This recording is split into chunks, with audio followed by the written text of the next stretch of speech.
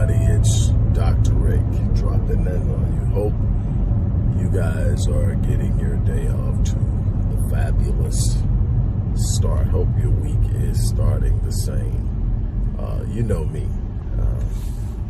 I have been blessed to see the entire spectrum of life in some form or another. In other words, I've been up, I've been down. I've had unbelievable times. I've had times of challenge. I see it all as part of the process of moving to the next level. So even when things don't look the way that I want them to look, I see that I am simply in a transitory space in which I'm moving towards something. In other words, I've got to go through something in order to have something. And so it's all the same to me. I don't get bogged down, upset, or grieved by the process. I see the process as necessary to get to where I'm going. You cannot have the promise without first enduring the process. The process always precedes the promise. And so that's what I want to tell you. If you're still breathing, you're still in the fight. Don't give up. Don't turn around. Don't let go. Don't you surrender. Don't you retreat.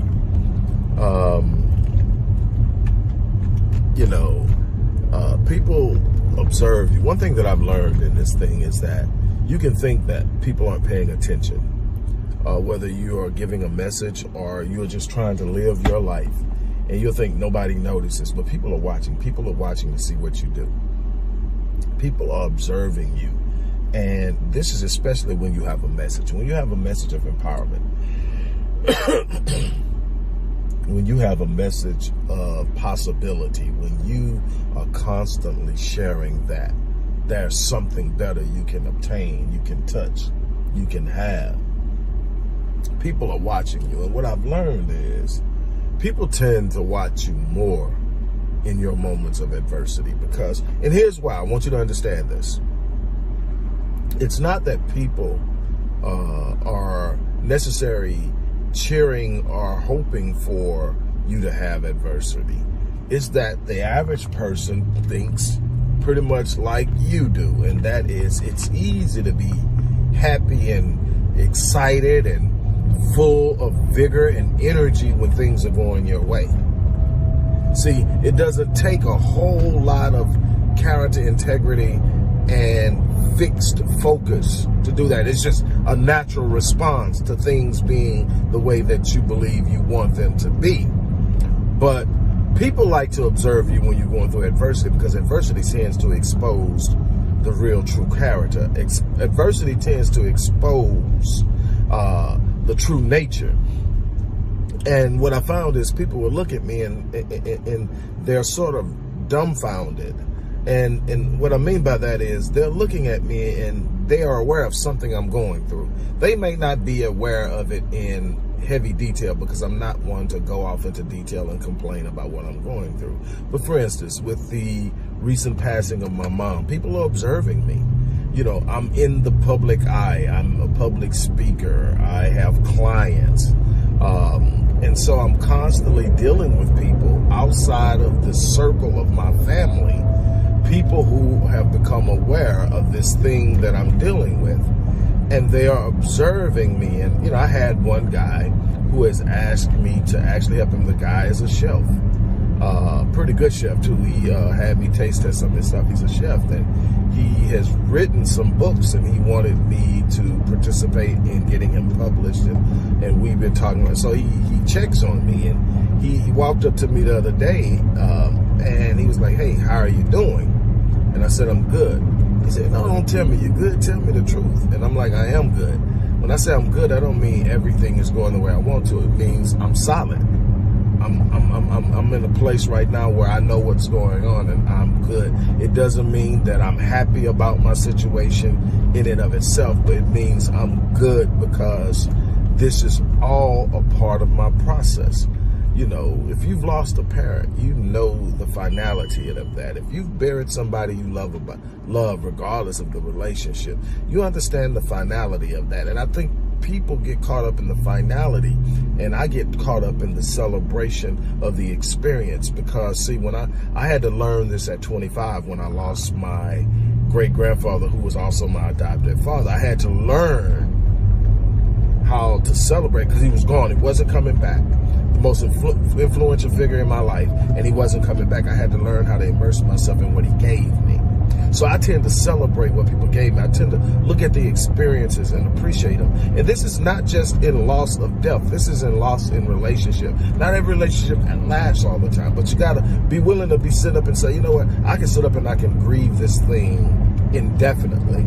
Or I can sit up and I can start the process of appreciation because that person was in my life. I now do this differently, or I now have this, or I now look at things like this. And so when he asked me, I had to let him know, hey, look, it's not that I don't have a place in my heart that is mourning, but the part of me is looking at what am I going to be in the future that is a powerful legacy of who my mom was. How am I going to take that part of me with the same way that I took the legacy of my grandfather and my grandmother? How am I taking this thing with me? And so my whole thing is be in a place where you can appreciate your moments. It doesn't mean you are celebrating the bad thing. It means that you understand that that thing is doing something for you. It's doing something in you. It's doing something to you. It is preparing you for something exceptional, something extraordinary, something phenomenal. And I want you to be good with that. And before I get off here, I want to remind you guys, hey, look, a couple of things are going on.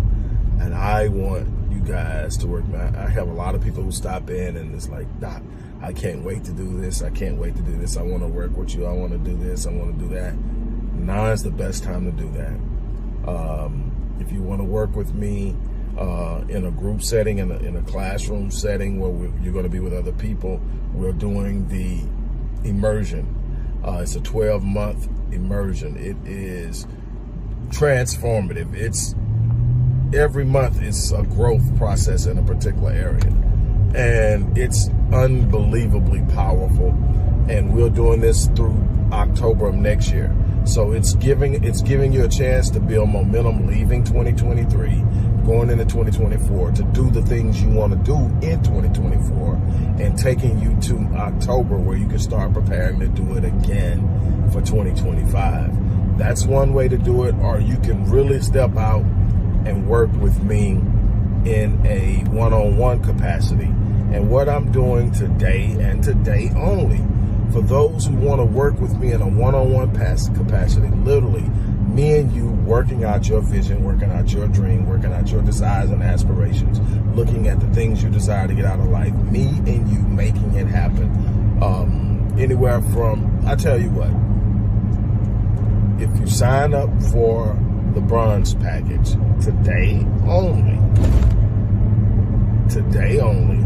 I am going to give you a free upgrade to the platinum package. That is a $10,000 difference, literally, and I'm going to do that today. That is literally 12 months of working with me one-on-one. And this is only for today. When today is over with, today is Monday, October 9th. When today is over with, the offer is done and it's off the table forever. This is just where I'm at. This is where my heart is at. This is where, and I guess, you know, it's just where my heart is right now. I'm just going to leave it at that. It's where my heart is right now. This isn't so much a good business decision as it is bless somebody. Bless somebody. And I'm going to get blessed every time we connect, every time we talk, every time we have a session, every time we have a phone text exchange, every time we have an email exchange. During this process, I am going to sit up and be blessed because I am blessing someone. And so this is powerful. This is an opportunity, but let me tell you something. Life doesn't change until you change. You can consistently live in the predictable path of recycling your past, or you can literally write a new narrative, a new chapter, by searching your ability to create from your imagination something new.